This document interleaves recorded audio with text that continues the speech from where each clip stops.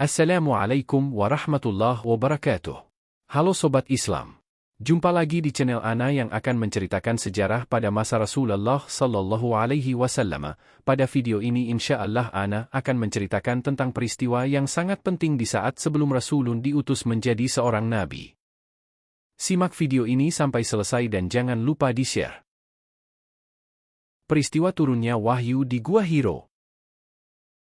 Dikisahkan dalam buku 1001 Fakta Dahsyat Mukjizat Kota Makkah karya Asiman Nur Salsabila, Gua Hira atau biasa disebut dengan Jabal Nur terletak di sebelah timur laut Masjidil Haram, yang berada di jalur Jalan Taif, sekitar 4 km dari Masjidil Haram. Puncaknya Gua Hira mirip dengan punuk unta, dengan luas sekitar 5 km persegi. Gua Hira diberi nama Jabal Nur karena gua ini merupakan tempat Nabi Muhammad Rasulullah Sallallahu Alaihi Wasallam menyendiri saat beribadah sehingga terpancarkan nur atau cahaya nubuah. Di bukit ini Rasulullah Sallallahu Alaihi Wasallam menerima wahyu pertama, Iqra, bacalah. Di bagian depannya terdapat belahan, yang dapat memungkinkan kita untuk ke sana dengan memandang ke Masjidil Haram.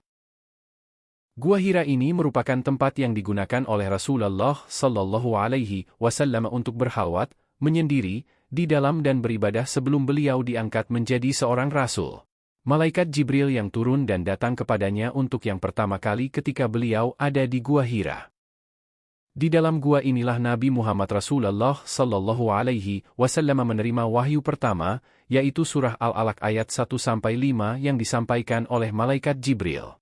Kisah turunnya wahyu pertama tersebut diriwayatkan Bukhari dan Muslim dari Aisyah. Ia berkata, turunnya wahyu pertama yang diterima oleh Rasulullah Sallallahu Alaihi Wasallam dalam bentuk mimpi ketika waktu beliau tidur. Biasanya mimpi itu terlihat jelas oleh beliau, seperti jelasnya cuaca pagi.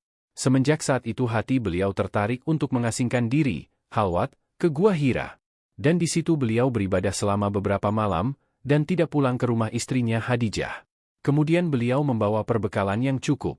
Setelah perbekalannya habis, beliau kembali kepada Khadijah untuk mengambil lagi perbekalan secukupnya. Lalu beliau kembali ke Gua Hira, pada suatu ketika datang kepadanya kebenaran, wahyu, yaitu sewaktu beliau masih berada di Gua Hira. Malaikat Jibril datang kepadanya, lalu berkata, bacalah. Nabi menjawab, aku tidak bisa membaca. Nabi menceritakan maka aku ditarik dan dipeluknya hingga aku kepayahan. Lalu aku dilepaskannya dan disuruh membaca, Malaikat Jibril berkata, bacalah. Aku menjawab, aku tidak bisa membaca. Lalu aku dilepaskannya dan disuruh membaca, Malaikat Jibril berkata, bacalah. Aku menjawab, aku tidak bisa membaca. Maka aku ditarik dan dipeluknya lagi untuk ketiga kali. Kemudian aku dilepaskannya sambil dia berkata, Iqra bismi rabbika alladhi khalaqa khalaqal insan min 'alaqin iqra wa rabbukal akram alladhi 'allama bil qalam 'allamal insan ma lam ya'lam. Artinya, bacalah dengan menyebut nama Tuhanmu yang menciptakan, Dia menciptakan manusia dari segumpal darah, bacalah. Tuhanmulah yang maha mulia, yang mengajar manusia dengan pena. Dia mengajarkan manusia apa yang tidak diketahuinya. Quran Surat Al-Alaq 1-5. Setelah wahyu pertama turun, kemudian dengan melalui proses rangkaian yang panjang Nabi Muhammad menjadi Nabi dan Rasul sampai Isra dan Mi'raj. Inilah cerita singkat yang bisa Ana bawa tentang peristiwa turunnya wahyu di Gua Hiro. Semoga video ini memberikan banyak faedah dan kebaikan untuk kalian semua. Semoga bermanfaat dan jangan lupa di-share ke teman-teman atau keluarga kalian untuk mendapatkan pahala jariah yang selalu mengalir.